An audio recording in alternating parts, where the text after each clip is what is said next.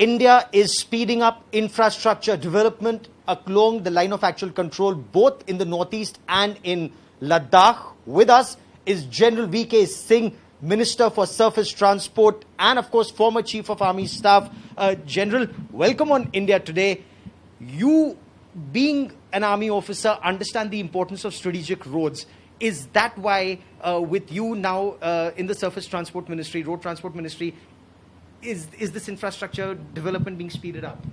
See, when we made a plan during my tenure as chief, we had 72 projects to increase connectivity, to increase our strategic reach in the border areas. Out of these, 61 were to be executed by border roads. The remainder were to be executed by other agencies. They were in slight depth. Now, this totaled to approximately about 3,340 kilometers. It took a little time initially, and the speed picked up when Nitin Gadkari ji came into the road transport and highways as minister in the last government. A lot of effort was made. People were tasked to ensure that things move. And out of this 340 kilometers, I am very happy to tell you, 99% connectivity has been achieved. 75% has been black-topped. There are only, you can say, 27 kilometers, two roads where cutting, etc. is difficult. That is taking a little time, but it will also get completed very soon. With this, the type of connectivity that was envisaged at that time would be achieved. And this includes strategic roads, it includes roads for the ITBP, it includes roads of the army. And I would say that infrastructure has received a priority with the government. It has received priority both from our Honorable Prime Minister, as well as it has received a tremendous amount of initiative, tremendous amount of focus, tremendous amount of way work has proceeded by our Minister Nitin Gadkari ji. Let's come to specifics and let's talk about roads in Ladakh. At one point of time, and who knows that better than you, you've served in that area extensively, roads were India's Achilles heel. Now that this 255 kilometer Shok Road, the DBO Shok Road is up, is that making,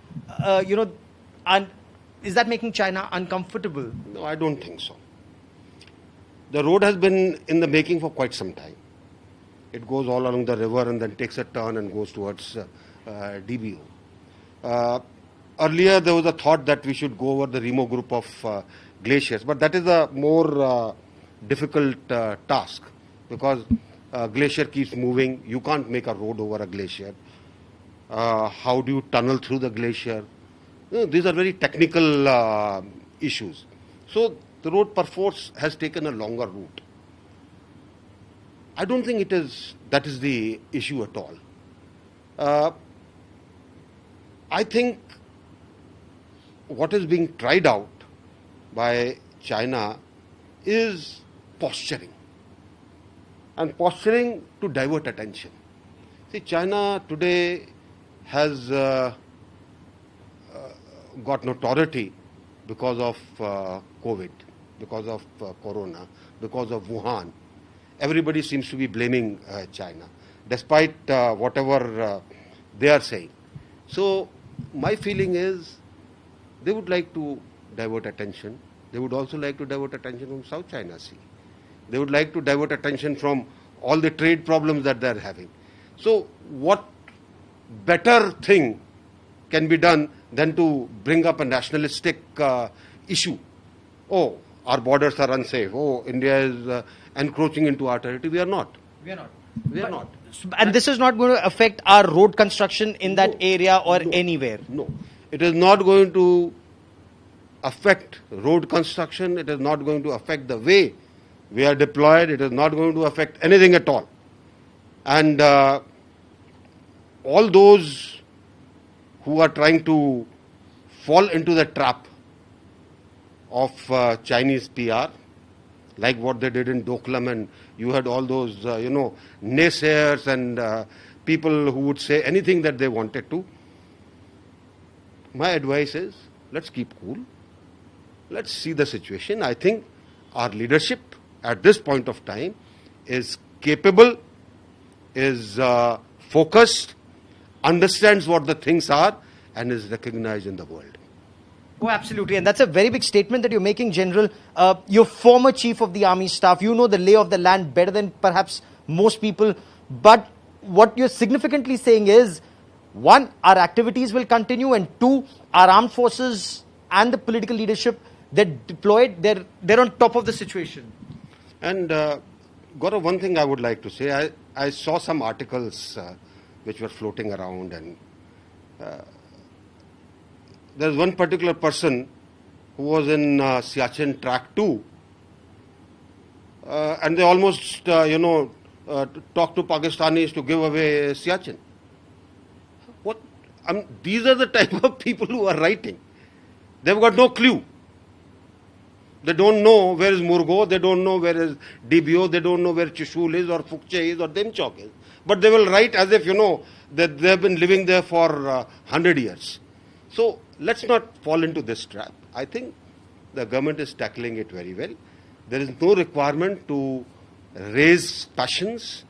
Everything has to be tackled in a very, very normal and graduated manner.